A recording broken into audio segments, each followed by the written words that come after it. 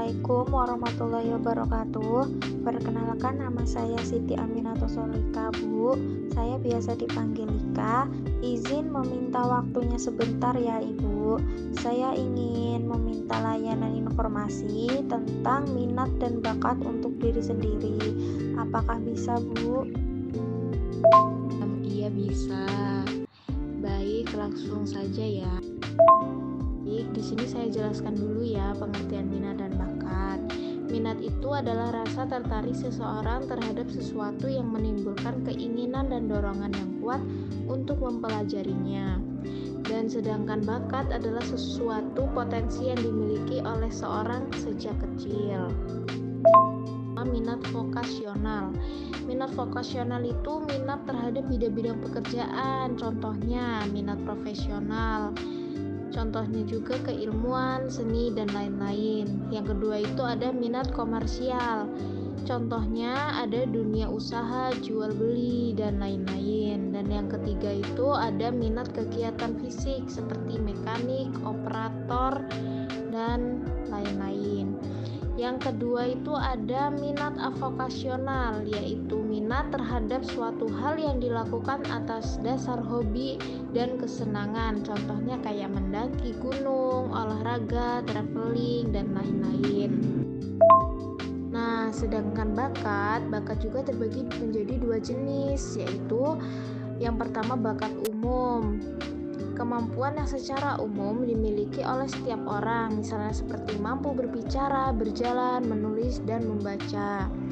Dan yang kedua itu ada bakat khusus, yaitu kemampuan atau keahlian yang paling dikuasai oleh orang-orang tertentu.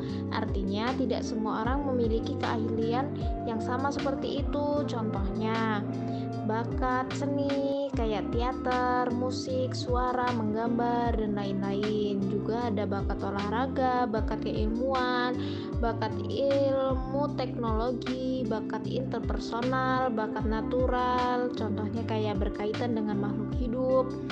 Dan yang terakhir ada bakat relasi ruang. Baik, Bu. Lalu bagaimana dengan cara mengetahui atau menganalisis bakat dan minat untuk diri sendiri ya, Bu? Tolong dijelaskan ya, Bu. Soalnya saya belum paham.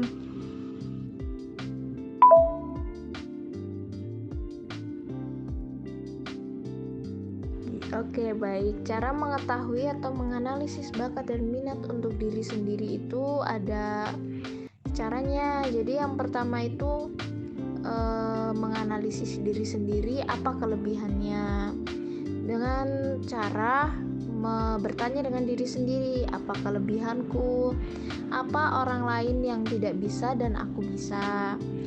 Terus lagi ada aku ini cenderung menggunakan otak kiri atau kanan, lalu kegiatan apa yang aku suka dan aku bisa.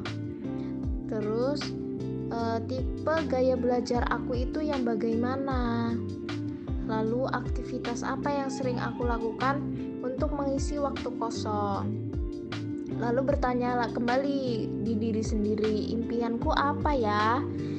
Terus dan yang terakhir itu ada aku ingin menjadi seperti siapa. Nah, lalu dan yang kedua lagi itu melihat 3 mata pelajaran yang nilainya tinggi.